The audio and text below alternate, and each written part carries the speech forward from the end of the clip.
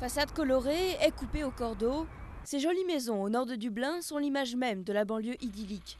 Mais la plupart sont vides. Les propriétés fantômes de l'Irlande symbolisent la bulle immobilière des années 90 et son explosion.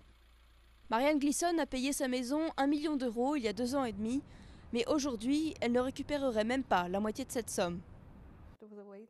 Il y avait une liste d'attente, tout le monde voulait acheter et tout était déjà quasiment vendu. C'est difficile à croire aujourd'hui alors que toutes ces maisons sont vides. Et maintenant, tout tourne au ralenti, personne n'a aménagé en 2 ans et on circule dans ces rues tous les jours. C'est comme une ville fantôme, c'est totalement dingue. Dans les rues désertes, pas d'autres enfants pour jouer avec ceux de Marianne.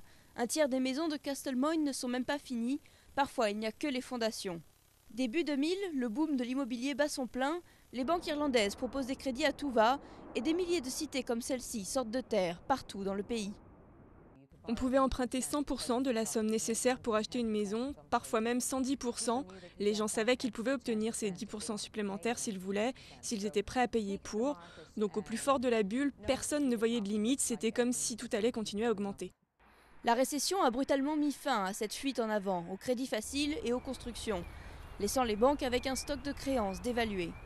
Et même si heureusement la majorité des Irlandais ne sont pas dans la même situation que Marianne, ils sont nombreux, comme elle, à se retrouver coincés dans une banlieue déserte.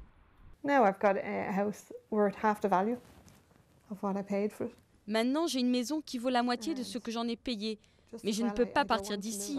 J'habite ici pour de bon et je n'ai pas l'espoir de vendre un jour.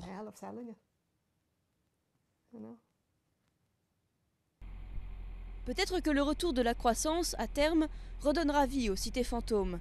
Pour l'instant, l'Irlande espère surtout que la leçon sur les risques de la spéculation a été bien comprise pour le futur.